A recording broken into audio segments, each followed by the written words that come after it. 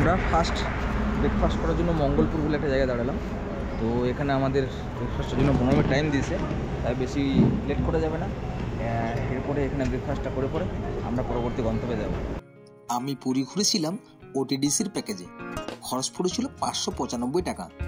সারাদিনের এই প্যাকেজে ছিল ভুবনেশ্বরের লিঙ্গরাজ মন্দির, উদয়গিরি, খণ্ডগিরি, নন্দনকানন, কোণারকের সূর্য মন্দির, স্যান্ড আর্ট মিউজিয়াম, চন্দ্রভাগা নদীর মোহনা ইত্যাদি। আমার মতে এটা সব থেকে সহজ এবং সুলভ। সঙ্গে একজন সরকারি গাইড পেয়ে যাবেন। তার কাছ থেকে আপনি সমস্ত কিছু জানতে পারবেন। কিভাবে বুকিং করবেন তার ডেসক্রিপশন বক্সে দিয়ে দেবো। আমাদের সঙ্গে রয়েছে আমাদের সোমনাথ দা, আমাদের ওটিডিসির গাইড। তো ওনার সঙ্গে যেটুকু বাসে আস্তে আস্তে বুঝলাম, উনি এই সমস্ত ইয়েগুলো নিয়ে, মন্দিরগুলো নিয়ে প্রচুর তথ্য রেখেছেন, মানে জ্ঞানের ভাণ্ডার জায়গা বলা যায়। তো ওনার মুখ থেকে আমি এই যে লিঙ্গরাজ মন্দিরটা রয়েছে, ভুবনেশ্বরের সব থেকে বড় মন্দির, সেই মন্দিরের সম্পর্কে কিছু তথ্য জানো দাদা। লিঙ্গরাজ মন্দির বেসিক্যালি নবম শতাব্দীর মন্দির। সোম বংশের রাজারা নির্মাণ করেছিল। মন্দিরের কাজ নবম শতাব্দীতে আরম্ভ হয়েছিল, একাদশ শতাব্দী তারা কমপ্লিট করেছিল। বেসিক্যালি আমাদের ভারতবর্ষে মন্দিরগুলোকে 4টি ভাগে বিভক্ত করা হয়েছে: নাগর, ভেসর, দ্রাবিড়, কালিঙ্গ। উত্তরে যত মন্দির আছে সমস্ত মন্দিরগুলো নাগর কোয়ালিটির। দক্ষিণে যত মন্দির আছে সমস্ত মন্দিরগুলো ভেসর কোয়ালিটির। কিন্তু আমাদের উড়িষ্যাতে এখানে যত মন্দির দেখবেন, এখানে কলিঙ্গবাসীরা নিজের স্টাইলটা ইউজ করেছে। ভারতবর্ষে যত শিবের মন্দির আছে তার থেকে একটু আলাদা, কেন যেহেতু এটা আর্ধেক শিব আর আর্ধেক বিষ্ণু ভগবানের মন্দির। কেন এই শিবলিঙ্গর ওপরে পার্বতীর পুজো হয় না। প্রত্যেকটা শিবলিঙ্গতে জল যাওয়ার জন্য রাস্তা আছে, তবে এই শিবলিঙ্গতে জল যাওয়ার জন্য কোনো রাস্তা নেই। ওপরটা টোটালি রাউন্ড।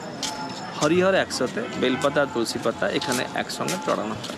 মন্দিরের দেওয়ালে যেসব কারুকার্যগুলো রয়েছে সেগুলোর ম্যাক্সিমাম কারুকার্য যে আছে নাগ নাগিনের মূর্তি, যুগল মূর্তি, মৈথুন চিত্র আর অষ্টদিকপাল। তবে মন্দিরের ক্যাম্পাসের ভেতরে ছোট বড় মন্দির মিলিয়ে 108খানা মন্দির আছে। তবে একটা সময় কথিত ছিল, একটা সময় এখানে 99,999টা মন্দির ছিল, কিন্তু এখন বর্তমান মাত্র 500খানা মন্দির আছে। তবে ভারতীয় পুরাতত্ত্ব বিভাগের হিসাবে এখন এই শহরের ভেতরে প্রায় 720খানা মন্দির আছে, কিন্তু 500খানা মন্দিরকে ওরা আইডেন্টিফাই করেছে। সমস্ত মন্দিরগুলো দেবাইদেব মহাদেবের মন্দির। দেবাইদেব মহাদেবের নাম অনুযায়ী শহরের নাম রাখা হয়েছে ভুবনেশ্বর। যেরকম আমাদের পুরী জগন্নাথ মন্দিরে প্রত্যেক দিন ধ্বজা চেঞ্জ হয়, সেরকম এখানেও প্রত্যেক দিন ধ্বজা চেঞ্জ হয়। তবে এখানে যারা ধ্বজা চেঞ্জ করে তাদেরকে বলা হয় সমর্থা সেবক। জগন্নাথ মন্দিরে যারা ধ্বজা চেঞ্জ করে তাদের বলা হয় চুনারা সেবক। জগন্নাথ মন্দিরের ওপরে যে টপে যে শেপটা আছে ওটাকে নীল চক্র বলা হয়, ও শেপটা রাউন্ডের মতো। তবে এখানে যে শেপটা আছে এটা ধনুক, ওর আর্ধেক মাঝখান দিয়ে ত্রিশূল গেছে। কোনো বিদ্বান লোক যদি বাইরের থেকে দূর থেকে দেখবে তাহলে ও জানতে পারবে এটা আর্ধেক শিব আর আর্ধেক বিষ্ণু ভগবানের মন্দির। ये सामने जो गुफा दिख रहा है, जो 3 पिलर दिख रहा है, उसका दीवारों में ब्राह्मी लिपि लैंग्वेज पाली में एक 17 लाइन का एक इंस्क्रिप्शन है, एक शिलालिपि है। मगर हम लोग का जो टॉपिक है उदयगिरी खंडगिरी, आज से लगभग 2nd सेंचुरी BC, जो 14 साल हमारे इस कलिंग के राज संभाले थे। चेदी डायनेस्टी के राजा खारबेल्ट महामेघवाहन जितने खूंखार थे, 16 साल उम्र में वो युवराज बने। 18 साल उम्र में उन्होंने इंडो ग्रीक राजा यवहाना को मथुरा तक भगा के ले गए। 22 साल उम्र में उत्तरांचल को अपने साम्राज्य में मिला दिए। 25 साल उम्र में मौसलीपट्टम डिस्ट्रॉय किए। 28 साल में हमला किए मौर्य डायनेस्टी के हेडक्वार्टर यानी पाटलिपुत्र। उस समय पाटलिपुत्र के राजा थे सोमवर्धन फ्रॉम मौर्य डायनेस्टी। सम्राट उनको जंग में हराने के बाद टेम्पररी राजधानी बनाए पाटलिपुत्र। उसमें उनका राज कृष्णा से काबरी तक चला गया। इतिहास की पन्ने में उनका नया नाम हुआ महाबली औरो खारबेड़ो बुलाया गया। 28 साल की लास्ट में महाबली तलवार की रूप घुमा दिया कलिंग की ओर। 1 लाख एलिफेंट सोल्जर कलिंग के ऊपर मार्च करवाया। उस समय कलिंग की राजा थे बृहस्पति मित्र फ्रॉम मौर्य डायनेस्टी। सम्राट उनको जंग में हराने के बाद परमानेंट राजधानी बनाए भुवनेश्वर। और सम्राट दिगंबर जैन थे और हमारे उड़ीसा में जैन धर्म की प्रचार और प्रसार के लिए एक बहुत बड़े जैन महासभा बुलवाए थे, जिनमें 2 संप्रदाय की जैन महात्मा इकट्ठा हुए थे, श्वेतांबर और दिगंबर। सम्राट उस जैन साधु और महात्माओं की रहने के खातिरदारी के लिए इस कुमारगिरी और कुमारीगिरी पर्वत में 117 गुफा खुदवाए थे। Only shelter caves. किसी गुफा में जैसे कि महाराष्ट्र की अजंता एलोरा में पत्थरों का पिलो किया गया है, इस गुफा में ऐसा कोई सिस्टम नहीं है। गुफा एकदम प्लेन नैरो स्पेसिस है, मगर इसका जो ड्रेन का सिस्टम है उसे कहा जाता है पैनोरामिक ड्रेन सिस्टम। और ये panoramic drain system first time apply हुआ Harappa Mohenjodaro, second time Udayagiri Khandagiri. Panoramic drain system का मतलब है बारिश हो रहा है कि आधा घंटा के अंदर बारिश का पानी गुफाओं से निकल जाएगा। उदयगिरी में सबसे मशहूर गुफा देखेंगे हाथी गुम्फा, रानी गुम्फा, बाजागर गुम्फा, मंचोपुरी, जय विजया, सर्प गुफा, गणेश गुफा एक्सेट्रा, ऐसे बहुत सारे केव्स खरीद किया गया है। আমি এক একে গুহাগুলো দেখতে থাকলাম আর বইয়ে পড়া ইতিহাসের ঘ্রাণ নিতে থাকলাম।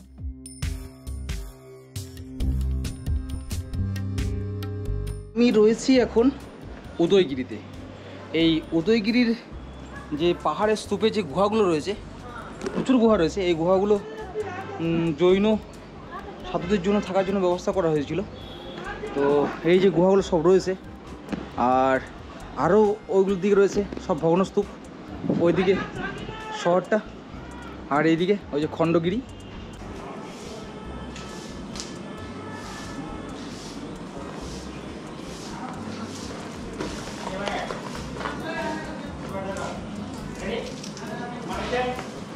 কোথায় লেখাটা, কোথায় হাতি গুম্ফা শিলালিপি, শিলালিপিটা কোথায়?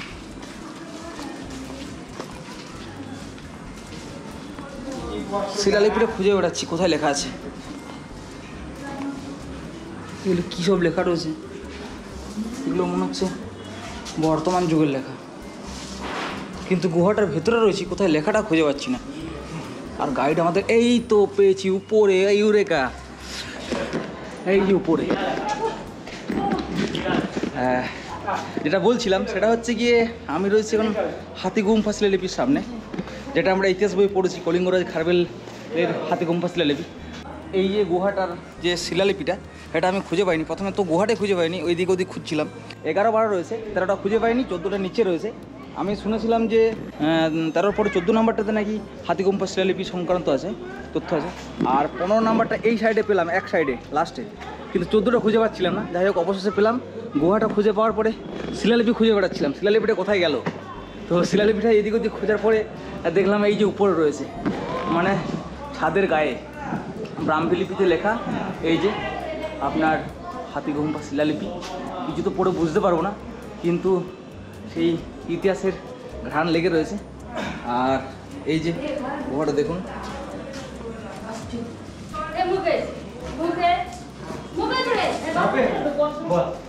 এই যে দেখুন কি সুন্দর থাকার জায়গা, মানে আপনি আরাম করে এখানে শুয়ে থাকতে পারবেন, বিছানার মতো করা রয়েছে।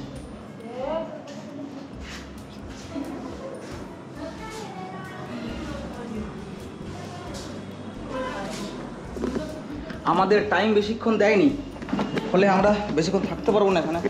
নিজেরা ঘুরলে পরে একটু টাইম পাওয়া যায়, এখানে একটু টাইম না দিলে খুব মুশকিল। এরপরে এই পাহাড়টা থেকে নেমে পরে আবার খণ্ডগিরিতে যেতে হবে।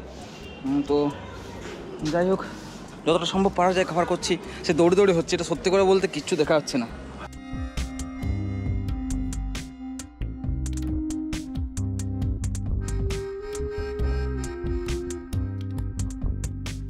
আরও গুহা রয়েছে, এটা 16 নম্বর গুহা, এটা 17 নম্বর গুহা। এটা চাবি দেওয়া রয়েছে, গেট রয়েছে, বোঝা যাচ্ছে গেটগুলো নতুন। এই যে ভিতরে তো এত গুহা আছে, রসই গুম্ফা, এই যে সমস্ত রান্নাঘর ছিল এই গুহাটা। এই পাহাড়টাতে প্রচুর গুহা রয়েছে। খণ্ডগিরিটা একটু খাড়াই, খাড়া মানে বেশ খাড়াই। যে দেখুন রাস্তা, মানে একটা সিঁড়ি এরকম দেখে ছোটো মনে হচ্ছে, কিন্তু অনেকটা খাড়াই খাড়াই সিঁড়িগুলো।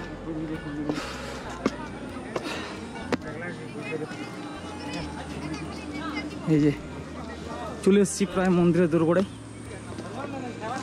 আর ওই যে উদয়গিরি, একটু আগে ওখানেই ছিলাম। এই যে ডান দিকে দেখছেন উদয়গিরি, এই যে, আর বাঁ দিকে খণ্ডগিরি। একটা সময় দুটো পাহাড় একসাথেই ছিল, মাঝখান থেকে এটা রাস্তাটা হয়েছে, তখন এগুলো একসাথে ছিল, সব গুহাগুলো সব এইদিকে ছিল।